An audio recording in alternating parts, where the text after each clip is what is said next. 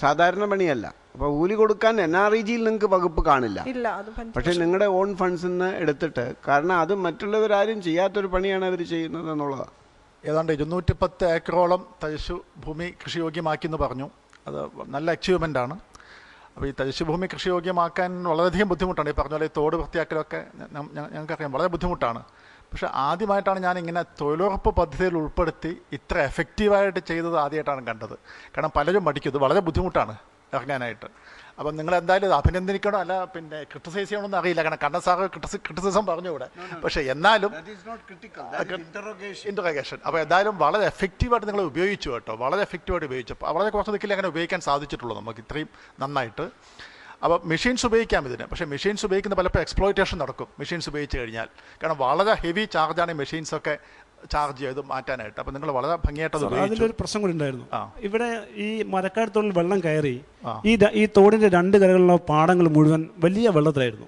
അതുകൊണ്ട് പറഞ്ഞാൽ അവിടെ വാഹനങ്ങളിലെ മെഷീൻസ് എത്തിക്കുക എന്ന് പറയുന്നത് സാധിക്കാത്ത ഒരു കാര്യമാണ്. അവസാനം ഇപ്പം നടന്നു പോകാൻ വേണ്ടി കഴിയും, അതിന് നടപരമ്പിലൂടെ നടന്നു പോകാൻ വേണ്ടി സാധിക്കും. മറ്റൊന്ന്, ഞങ്ങൾക്ക് തൊഴിലാളികളെ നേരത്തെ ആവശ്യത്തിൽ കിട്ടിയിരുന്നില്ല.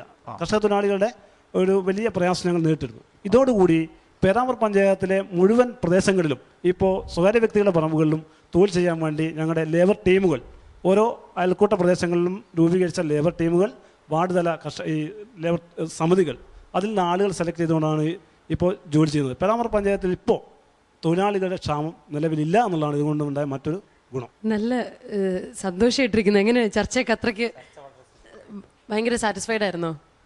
ചർച്ച വളരെ സജീവമായിരുന്നു, അതുകൊണ്ട് തന്നെ വളരെ സാറ്റിസ്ഫൈഡ് ആയിട്ടുണ്ട്. എന്തായാലും നമ്മുടെ കണ്ണൻ സാറും ചിരിക്കുന്നു. സാറ് സാറ്റിസ്ഫൈഡ് ആണോ എന്ന് ചോദിക്കാം. സാർ മാർക്സ് എങ്ങനെ? എനിക്ക് ഇഷ്ടപ്പെട്ടു, അവരുടെ ഉത്തരങ്ങളൊക്കെ വളരെ ഇഷ്ടപ്പെട്ടു. ചോദിക്കേണ്ടത് ഞങ്ങളുടെ കടമ, അത് തടുത്തു നിർത്തേണ്ടത് അവരുടെ കടമയാണ്. 15-ൽ 12, 15-ൽ 11.5, 10-ൽ 7.5, 10-ൽ 7, 10-ൽ 7. 60-ൽ 45 മാർക്സാണ് ഇവർക്ക് ലഭിച്ചിരിക്കുന്നത്. എങ്ങനെ തോന്നുന്നു? സന്തോഷം. ഓക്കെ, എന്തായാലും ഇവരുടെ പദ്ധതികളെ നിങ്ങൾ അനുകൂലിക്കുന്നുണ്ടെങ്കിൽ തീർച്ചയായും ഇവർക്ക് SMS അയക്കുക. SMS അയക്കേണ്ട format GKE space PRMB space 10-ൽ നിങ്ങൾ നൽകുന്ന മാർക്സ് 537252 എന്ന നമ്പറിലേക്ക് അയക്കുക. പേരാമ്പ്രയിൽ നിന്ന് നമ്മളിനി നേരെ പോകുന്നത് പാപ്പിനിശ്ശേരിയിലേക്കാണ്. പക്ഷെ അതിനു മുൻപായി ചെറിയൊരു ഇടവേള.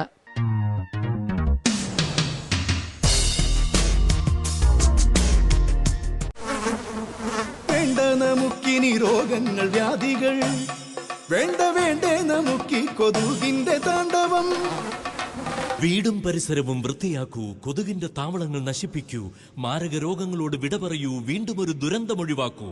നാടിനെ നമ്മുടെ വീടായി കരുതണം, വൃത്തിയായി ഭംഗിയായി സൂക്ഷിക്കണം. രോഗം പരത്താത്ത മണ്ണിന്റെ മാറിലെ ആരോഗ്യമോടെ ജനങ്ങൾ വാഴൂ. എന്റെ കേരളം മാലിന്യമുക്തം.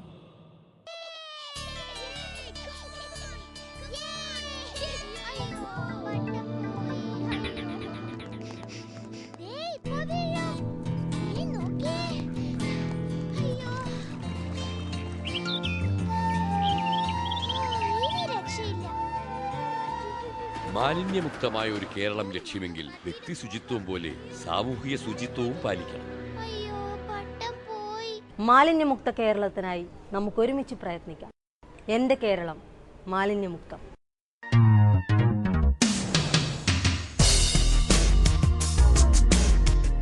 അങ്ങാടിക്കുരുവികൾ അങ്ങാടിയിലെ കലപില കൂട്ടങ്ങളാണ്.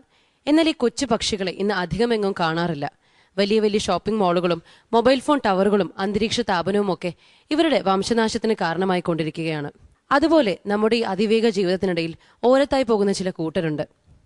അവരെയൊക്കെ പരിഗണിക്കാതെ വികസനം പൂർണ്ണതയിലെത്തിയെന്ന് ഒരിക്കലും പറയാൻ സാധിക്കുകയില്ല. നമുക്ക് സ്വാഗതം ചെയ്യാം കണ്ണൂർ ജില്ലയിലെ പാപ്പിനിശ്ശേരി ഗ്രാമപഞ്ചായത്തിനെ.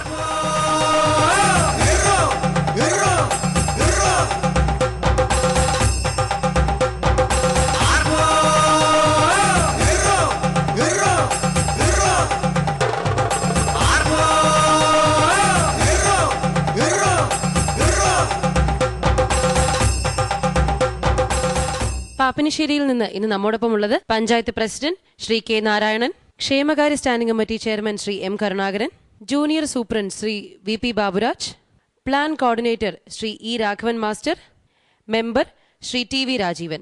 പാപ്പിനിശ്ശേരി ഇങ്ങനൊരു പേര് വരാൻ എന്തെങ്കിലും പ്രത്യേകത ഉണ്ടോ? പാപ്പിനികളുടെ ചേരി എന്ന പേരിൻ്റെ ചുരുക്കമായിട്ട് വന്നതാണ് പാപ്പിനിശ്ശേരി എന്ന് പറയുന്നുണ്ട്. പാമ്പണിഞ്ഞ ഈശ്വരൻ്റെ സന്നിധി, ശിവൻ്റെ സന്നിധി. അപ്പോൾ അത് ചുരുക്കിയിട്ട് പാപ്പിനിശ്ശേരി എന്നും പറഞ്ഞ് വരുന്നുണ്ട്. അത് ചരിത്രത്തിൽ രേഖപ്പെടുത്തിയ വസ്തുതകളാണ്. അപ്പോൾ നമുക്ക് പാപ്പിനിശ്ശേരിയുടെ നാട്ടുവഴികളിലൂടെയൊക്കെ ഒന്ന് സഞ്ചരിക്കാം അല്ലേ?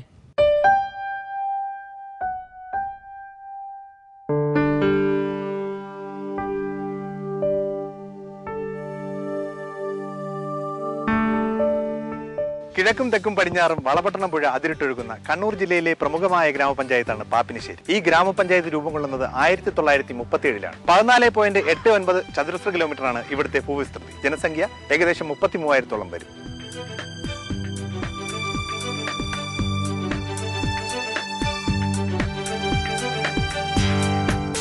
പാപ്പിനിശ്ശേരി എന്ന പേര് വന്നതിന് പിന്നിൽ ഒരുപാട് വാദഗതികളുണ്ട്. പാപ്പിനികളുടെ ചേരി പാപ്പിനിശ്ശേരിയായി എന്നാണ് ഒരു വാദം. പാമ്പണിഞ്ഞ ഈശ്വരന്റെ സന്നിധാനം പിന്നീട് പാമ്പണിശ്ശേരിയാവുകയും പിന്നീടത് പാപ്പിനിശ്ശേരിയായി മാറുകയും ചെയ്തു എന്ന് വേറൊരു വാദം. അതെന്തെങ്കിലും ആകട്ടെ, ഈ പഞ്ചായത്തിന്റെ കൂടുതൽ വിശേഷങ്ങളിലേക്ക് നമുക്ക് പോകാം.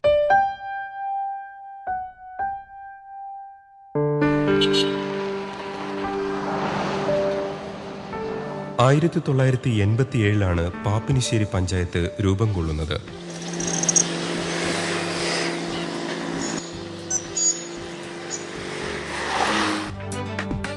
നഗരത്തോട് ചേർന്ന് കിടക്കുന്നതിനാൽ ജനസാന്ദ്രത കൂടിയ പ്രദേശമാണിത്. വളരെ കാലങ്ങൾക്ക് മുമ്പേ തന്നെ വ്യവസായങ്ങൾ വേരുറപ്പിച്ച മണ്ണായതിനാൽ പഞ്ചായത്തിലെ കുടുംബങ്ങളുടെ വരുമാനം ഈ മേഖലയുമായി നേരിട്ട് ബന്ധപ്പെട്ടിരിക്കുന്നു. 1934 സാമുവൽ ആറോൺ സ്ഥാപിച്ച സ്പിന്നിംഗ് ആൻഡ് വീവിംഗ് മില്ലും ഈസ്റ്റേൺ പ്ലൈവുഡും ഇവിടങ്ങളിലെ തൊഴിലാളി പ്രസ്ഥാനങ്ങളുമെല്ലാം പാപ്പിനിശ്ശേരിയുടെ ചരിത്രത്തിൽ ഇടം പിടിച്ചിരിക്കുന്നു. പാപ്പിനിശ്ശേരിയുടെ പേരിനാധാരമായ ക്ഷേത്രം ഉൾപ്പെടെ 1000-ലധികം വർഷങ്ങളുടെ പഴമ അവകാശപ്പെടാവുന്ന ക്ഷേത്രങ്ങളും നാഗരികതയോട് ചേർന്ന് കിടക്കുന്ന ഈ നാടിന് സ്വന്തം. പാപ്പിനിശ്ശേരിയുടെ സുസ്ഥിര വികസന മാതൃക എന്താണ്? പഞ്ചായത്തിൻ്റെ പൊതുവായ വികസനത്തിന് ആവശ്യമായിട്ടുള്ള എല്ലാ പദ്ധതി പ്രവർത്തനങ്ങളും ഇതിനകം തന്നെ നടത്തി കഴിഞ്ഞിട്ടുണ്ട്. അനിവാര്യ ചുമതലകൾ റോഡ്, പാലം, വെള്ളം, വെളിച്ചം ഇതെല്ലാം ഒരു പരിധിവരെ പൂർത്തീകരിക്കുന്നതിന് വേണ്ടി ഞങ്ങളുടെ പഞ്ചായത്തിന് സാധിച്ചിട്ടുണ്ട്.